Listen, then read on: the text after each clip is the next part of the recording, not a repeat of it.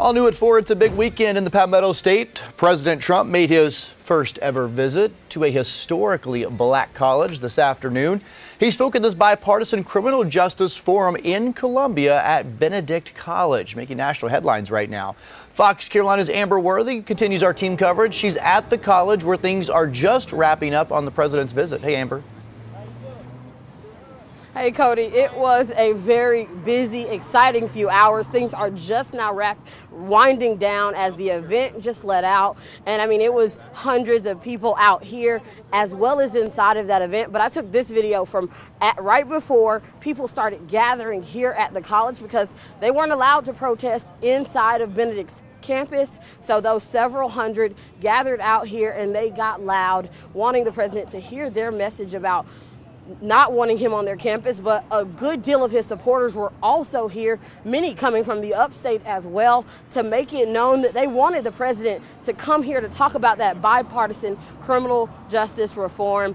And President Trump took the stage very passionately, thanking the people who came out to support and made this event happen.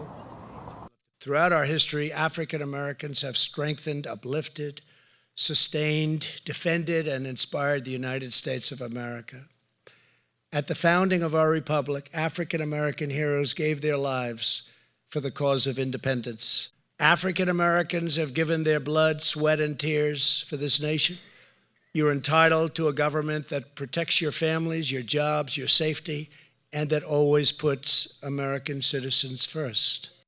And again, there were so many people both welcoming the president here to South Carolina, as well as letting the president know that they did not want this visit to happen here on this historically black campus. And the students, they actually canceled classes today for those students, giving them the option to leave campus, which a lot of people told me they decided to leave to avoid the chaos that was going to happen here on their campus. But a lot of people stayed here to make their voices heard on both sides. And as you'll hear coming up at 5, I spoke with some people who wanted this visit, as well as some people who wanted to let everyone know that this is not how they want that change to happen. And you'll hear from people on both sides coming up at 5. Reporting live in Columbia, Amber Worthy for the 4 o'clock news. I'm Matt Koufax here just outside the State House in Columbia.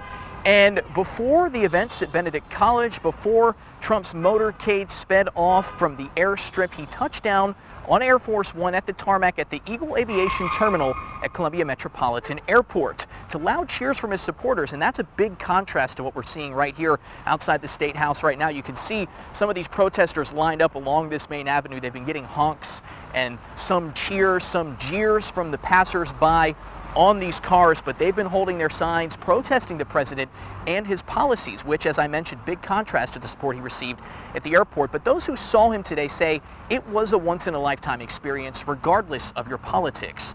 And the day started early on with security personnel making sure the terminal was airtight and safe. Dogs swept the area and snipers positioned on the roof. That's when the crowds began to file in, many sporting Trump 2020 gear or the very recognizable Make America Great Again, those red hats. Air Force One and the president touched down around 1:30 p.m.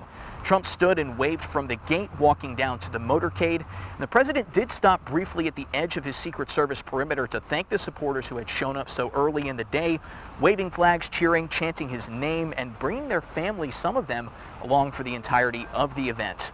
And this is Trump's 4th visit to South Carolina, and there were several congressmen, state representatives, and other dignitaries waiting for him, including, as we've mentioned, Governor Henry McMaster, who got into the same car as the president just before the motorcade sped off the tarmac. And the procession of cars was lengthy, with the president at the center, many SUVs, police vehicles, and emergency vehicles following behind.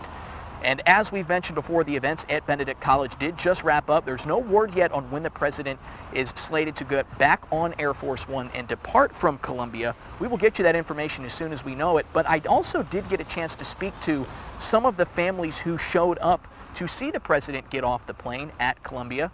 And we're going to hear from them at 5. Some of them had some very interesting, pointed things to say, especially in light of everything that you're seeing going on behind me in downtown. For now, in Columbia, Matt Koufax, Fox Carolina, the 4 o'clock news.